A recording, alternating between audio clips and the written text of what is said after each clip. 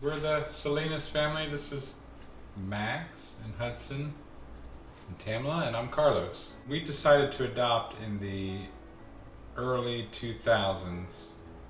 We were matched with Hudson. There's not enough caretakers for the children, so they don't get a lot of one-on-one attention, especially in terms of being held and rocked and things like that, changed as often as they should be. They do the best they can with the resources that they are allotted. When we got home, I was a special education teacher, but I resigned because I wanted to spend time with Hudson and use my skills at home for him. He was delayed, like most children in orphanages are completely delayed in some way or another.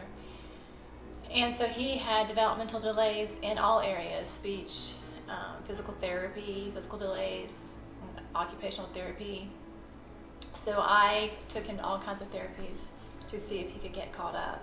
He did make progress though on the speech front. We caught up there. We caught up on the PT, the physical delays.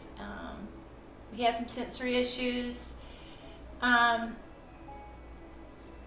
those they weren't so bad after a while. I would put him in timeout for biting or hitting, and he would come right back out and repeat the offense again. And so he never really got the cause and effect of all that, even as related to his peers that were getting it. So I thought, well, he is delayed. It's just going to take more time. He needs more practice. But that went on, 3, 4, 5 years old. When he was in 2nd grade, I took him to the Marcus Institute in Atlanta. He had a diagnosis of RAD, which is Reactive Attachment Disorder, and that kind of rocked our world. And I knew then that was a very difficult diagnosis to receive. I didn't know too much about it, but I knew enough to know that it was going to be a sustained effort for the rest of our lives. And there was no cure for it, and there was no medicine to treat it. So we had work in front of us, and it wasn't going to be a developmental delay or ADHD or fetal alcohol. So we were face to face with reality of that and trying to figure out what we were going to do next. One of the things about RAD is, the number of people that you can rely on to help gets smaller and smaller and smaller and smaller and smaller, because they all just get turned away from helping. Each year it seemed that passed, and even daily it seemed to get worse. So I kept adding to the story, adding to the evidence in my brain. Okay, we have to do something different because this isn't working.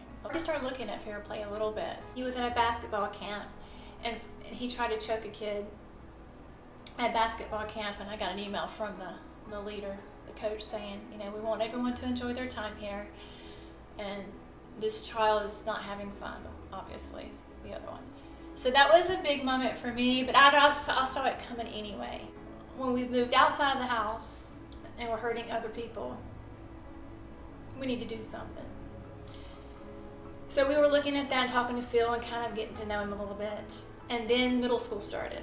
And I was worried about that too. I thought this is going to be a big change, a big transition for Hudson. And I knew the transition was hard for him. And sure enough, as predicted, he had a hard time. Because it was a new environment, he doesn't trust anyone. He was threatened, and he's in a fight or flight mode all the time. We really got serious with fair play, and we made our decision to send him there to get help. For him and us, because we needed a break. We were completely out of hope. We had tried everything we knew. We tried so many. We tried play therapy, large animal therapy, rewards, consequences.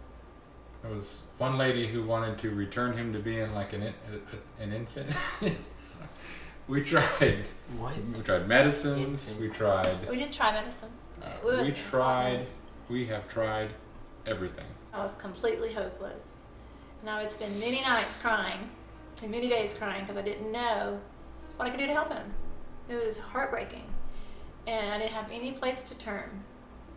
I remember dropping him off, and we looked at each other just going, what do we do now? That was a huge part of it for us. Was we just needed some time to connect, and our other son we spent every minute addressing him.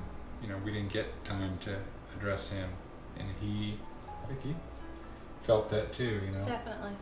It's heartbreaking to drop your child there. I cried. I haven't cried like that and I've never seen him cry like that. I don't know where we would be without fair play. If we had not sent him there, I don't know what the rest of that time would look like. It gave Carlos and I time to heal our relationship because it was suffering a good bit. Everybody gave him just this great toolbox to use, and it will always be there. That toolbox will never go away. And I'm so thankful for that. Now, whether he chooses to use the toolbox on a daily basis, that's his decision. They put a structure around him, and it's very much, we wake up, we do this. We eat together, you clean up, I do the dishes. It's a routine, daily routine that just never breaks. If there's, they don't get away from a problem, they have to solve it. It's something that we were unable to do, and we didn't know where to turn. I can't say thank you enough, for any donors or folks that might be thinking of supporting. I couldn't think of a better cause. His graduation, I said Fair Play was the hands and feet of Jesus, and I stand by that still. Like, you see the work of God in Fair Play, every moment of everything they do. And those were his first, I would have to say, his first real friends. People that were not going to leave his side. People that forgave him every night and woke up with a brand new slate the next day. I just think that's beautiful. And that's how God wants it. And it's a great teaching every day. They live that teaching every day. And I love that. That gave me a lot of peace as a mom.